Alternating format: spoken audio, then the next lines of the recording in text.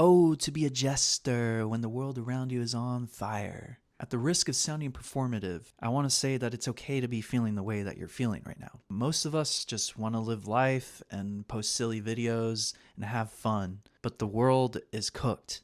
People are living paycheck to paycheck, drowning in debt, and struggling to put food on the table as the cost of living increases.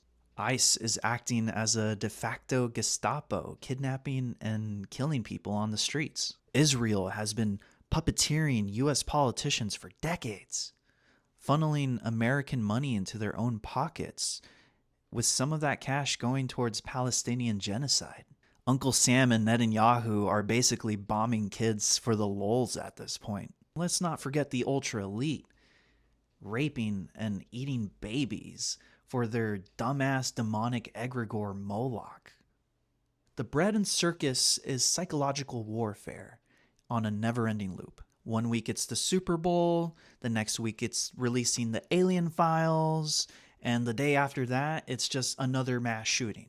Guy Debord writes in The Society of Spectacle that the spectacle is not a collection of images, but a social relation amongst people mediated by images. That is to say that even political discourse is not based in policy anymore, or even reality for that matter. Truth is now on the checkbox to understand the narrative. With AI and chaos agents and privately owned news companies, it doesn't matter who breaks the news first. It's about who's the first to create the prevailing narrative.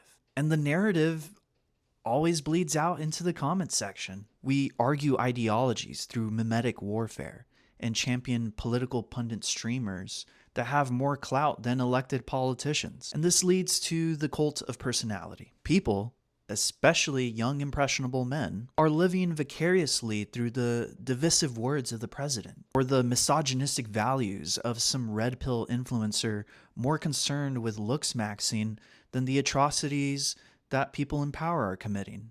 And look, I'm by no means a political commentator. I don't know all the history. I don't know all the people in power. I'm not the most well-read person. I have to look up definitions all the time. But if there's one thing I'm sure of, it's that I give a shit. I care about empathy, I care about kindness, and I care about being a good force in this world. Every generation has dealt with existential bummers, but we've always figured out a way to push through all the bullshit. Waking up every morning and acting like everything is okay when it's not is hard, I know. Apathy and helplessness is super easy to fall into. Doomer takes are everywhere. And like most people, I don't have the institutional power or the financial resources to make giant sweeping positive changes for people. But the thing that we do have is each other. And I know it sounds cliche and hippie, but I do believe in the power of love. Radical acts of kindness can create ripple effects on the quantum field. We don't need to start by saving the world.